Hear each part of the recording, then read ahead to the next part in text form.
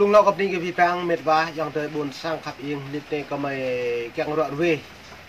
แกงเปรตอีบุกละเท่าเพี้ยนระในบิ่งริมกลุ่มนึกติดลานี่บอลครึ่งใบโผนี่บุญคุมปรองและต้องห่างไกลเกี่ยวกับเพียรลำนุ้ยgiờนั้นไรเนี่ยเม็ดว่าเอาพี่แปงตึ้มตู้ประจานและtướng mò sập ô trà mang nấn Việt Nam sóc một lệ phiền cả năm nước Russia Trung Quốc sẽ được lon tòa hàng Việt Nam Lào hàng Nga giờ nó bình polo này là tạo bộ làm hiệp bạn là đang từ một đẹp cái tình nhổ nên về đi lặng lặng mượn tiền cái bằng mày lại chôn lễ hàng lệ phiền cái nhiều một buồn gương nhiều buồn gương hạ đang lẽ mà một thốn xả tú bàn lố pa lố số bàn như tụ phòng pít lên lại phiền này lại chính rim cái đồng dòi muốn chụp lần cha Việt Nam không một lại ngay xưaนั้นta lăng tọ mừng như quần grưng trong thôn chú lome trong này bạn bố như lạ mà nhiều đồ tiếp vật cái nạ buồn sang như phố vật cái đá phụng nạ buồn sang tập phố mớ duật lại phiền này lại bây giờ về cầm Mỹ về Việt Nam về Campuchia về này chỉ về là ta bạn cũng được không tụ cái tiền này sama nyu pia hàng lại phiền này lại phi bằng rộng như lại phiền toi cái này bị lại phiền nhiều lại phiền Mỹ như này nó như này giờ nó có cái ngạc pia mệt vá em được buồn sang không có mấy cái ngạc pia đi buộc nhen thầu cả của heo rồi tại là dân giờ nó ta buộc này ta buộc lu cái nào buồn sang ta này là lu lại dân như thầu lại trái đặt năng chi là bẹm nước mất thầu lại tôi lại trái đặt bẹm nước mất thầu vậy nó pia đấy buộc lại giờ nó ta lại này vô kết lại tàu qua thì phun được hà ra dương bạc tàu lùi hị cái nông dòi trong bạc phun được hà đặt vẹn để tàu bố kia thêm bố lại độ kia thêm hồi giờ bây giờ là kia hồi giờ nó vừa ta vừa nhầm lử thì bộ để làm tham ta nó ta lại này có mấy càng đồng đi về rim play rim ní rim qua cái nào một nhà để gà đã làm về không thâu cái này tiền của cô nó như lệ này là như giờ là nhân quyền này nó chính có ta lấy trời chắn có ta pu cho nên mình vàng khắp mình giờ nó như lệ này nhân quyền hay quyền con người tiếng Anh như human rights là những quyền tự nhiên của con người không bị tước bỏ bởi bất cứ ai và bất cứ chính thể nào do nó lại này xa như kia như cú chập tí vàng hóa hàng bộ nạm nuôi bù lại bò mò bò lại mãi lệ đông sang dự có ta lấy phiền này đời chặt này nó nằm nuôi ra đà lại từ loài con trời cầu nó ta lại vẫn nạp phiền có từ loài có ngạ vẫn nạp lại có từ loài có kẹt có ra như vậy bây giờ do nó như một mình đúng ngu lệ đây như lệ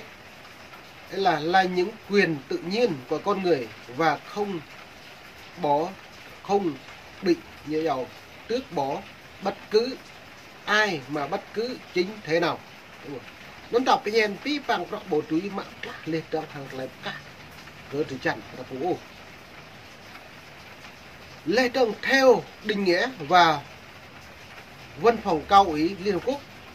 nhân quyền là những bảo đảm pháp lý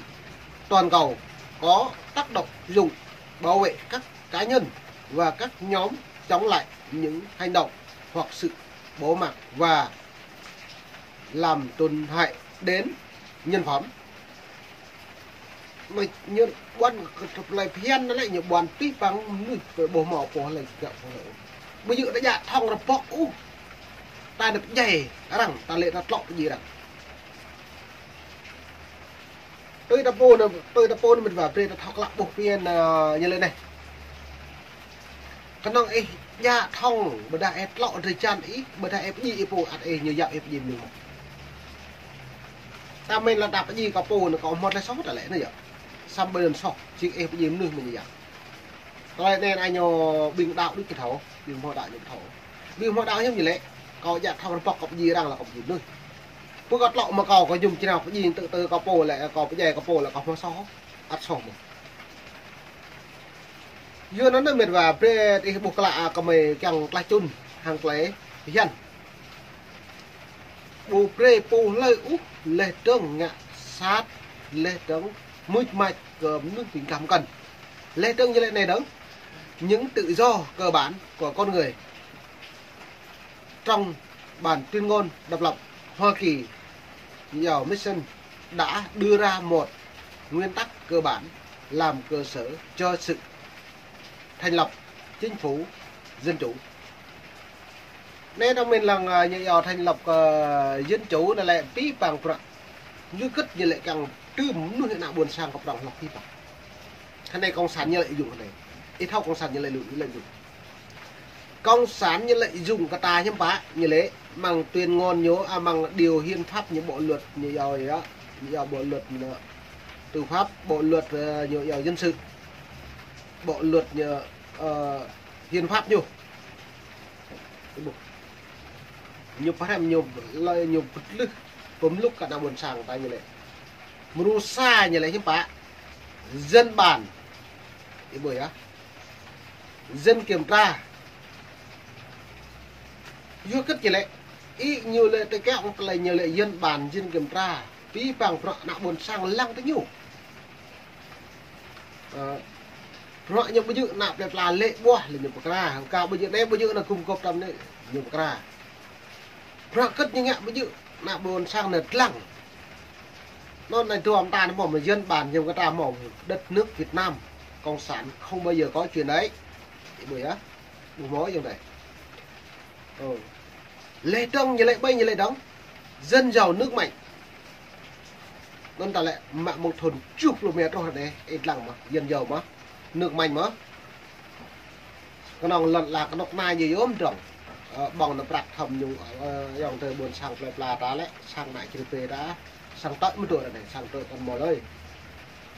nhưng ngạ bị chỉ len bây giờ như ngạ chỉ len như lẽ bây giờ ngạ chỉ len ngạ rồi cả nạ buồn sang tàu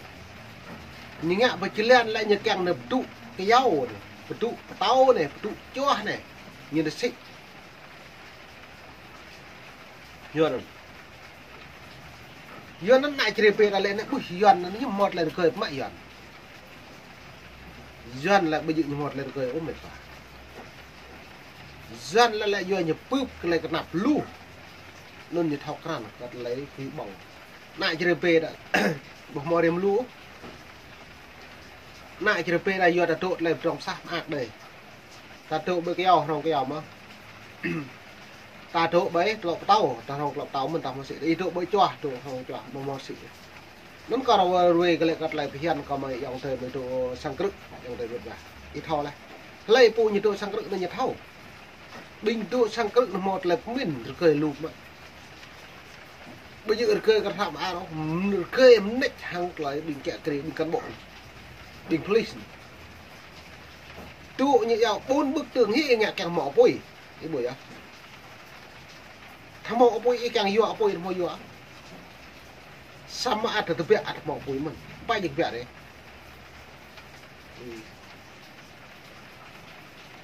cái nòng là ổ gà đấy ta lại lu sắc ấy nữa ắt mò bùi mà ấy thôi ngạ nó lấy những bả tao hay cho tao e hay cho tao e hay cho qua lệp lại á giờ phải biệt để chết giờ phải nó mê tôm nữa giờ ăn ắt mò bùi mà cái bùi nó là bột lại cười nên bình trại giam thì nhiều huyền gộ mà hàng bình nặng chính là có mình lẽ được lại thăm nuôi bình hot cả cái mà họ là bình là bình dọn hành sự dùng hot ăn tới trúc mà nhưng phải như vậy lẽ bôi là bỏ mò cái giả xa một tàu được lùi mắng xích đi tới đưa sạch được một lắm ăn bỏ bôi mà lụt lại bình cười là bình tụt liệt nào bình dọn mò pha để anh nhiều trâu vào miền bắc thì cái nạp tao cũng mắc nhục thao cái xăm nhật trôn lợn già từ người nó bôi nhưng mà trồng ai vậy nhưng bột lên bọng rõ như nó mạ tụ cái giàu như xị lấy tới nó mạ tụ bắt tàu như xị mà lấy đó này tôi nhớ mãi cho nhà sĩ mà bởi chỉ đây là thao sĩ cho chỉ đây là thao sĩ lọc tàu chỉ đây là thao sĩ dầu chỉ đây là mạ keo còn nhẹ sang là đúng tao được không á rồi đó này có càng đặc biệt đừng ta lại nhựa dầu phí bằng bình doan này như lại dùng cái quyền ta này lại như dân giàu nước mình nạ buôn sang đã một trong sam ta được đi nhồi á cũng rong thăm những bóng là nạ buôn sang xe bước dân chủ như lẽ bộ mà dân nhớ chủ như nhớ lại dùng như mình đấy như cái đây phèn răng tươm là nuôi buôn sáng ấy bọc xăm nhô máu có lúc na cái đằng có sàn Việt Nam chỉ cái đáng trên hết rồi lấy tướng như lẽ Preda thao bên buộc lại dân chủ không phân phát các quyền tự do cơ bản và đã nêu mà chính các chính phủ đó để bảo vệ các quyền tự do đó, các quyền và mọi cá nhân hiển nhiên có do sự tồn tại của mình. Dân chủ cái mạ căng tôi lại màu khắp hàng lại lần lá hàng lại nuôi buồn sang hàng phụ khoái bạn khoái kẹt kì khoa cầm phụ cái là buồn sang nạ buồn sang như vui bằng đi bia như ô chia cái bính cái nọc đá như sẽ đi bia đấy nó như lại dân giờ nước mảnh bữa ra đây không bá mò tôi chia mò buồn sang đó mò làm tròn sáp à bù pre cái nạ buồn sang một lần ngày ô nhạ mà đi thưa về tình cái bố lệ đông nó ngạ mà rồi ở tê lệ nhô cần mà bạc là lại sĩ lần là ta nhiều mâm cả tê cái tao ra nhố mà cần cái bố nhưng bạn là dân chủ là lại bố mà dân chủ nhiều hại tệ sĩ một cân nhiều lệ ít nên nhiều giàu sĩ hàng lọc tệ sĩ hơi nhố các hàng thì cái như lệ cái bố do nó như lệ là lại hình có mấy cái lại chun phí bằng Preda thầu nó có đặc biệt là dàn hậu vật đương Preda thầu nhân quyền và hãy quyền con người là những quyền tự nhiên của con người và không bị tước bỏ bởi bất cứ ai và bất cứ chính thể nào. Theo định nghĩa của Văn phòng Cao ủy Liên Hợp Quốc, nhân quyền bảo đảm pháp lý toàn cầu có tác dụng bảo vệ các cá nhân và các nhóm chống lại những hành động hoặc sự bố mặc và làm tổn hại đến nhân phẩm. Nó lại phiền này rằng tươm lên du kích lại bồ lây ngạ sát lên tướng rằng sự kra cái bộ này xong rồi này lên một cái bình cục này dần này. Hà này tôi lên tràn Việt Nam hà này là thông tin tự do, thông tin báo chí, thông tin nhiều do nó là tự do tôn giáo và nhân quyền bộ mẫu, tự do lập hội bộ mẫu, tự do thông tin cần mẫu, lập hội gặp máu này, tự do thông tin cần máu này, đại lập hội lại nhiều lệ trong đảng cái buổi bộ biểu, đại càng là biểu tình nhiều về luật bằng mau luật biểu tình, xong ấy lại nếu biểu tình lại về thì nhiều mà, thông qua đến nhiều về, chứ bây lại tự do, mong tự do lại đâu mà càng bờ về nào phải nhổ, tôi lại là càng là biểu tình thì này mò lau trên biểu tình nhưng không lệ một nhiều lau mình nó cái từ biểu tình lại em mò lệ mới nhô nó lại nhiều prui bình cái độc nà bình cái liên hàn để chăm pieng cái gì cái nào buồn sang đấy nhá cái buổi á dưa nó lại này cái nào buồn sang ta lại này pi bằng ta được lặng ta buồn sang ta mò đồng rong buồn sang ta cái đó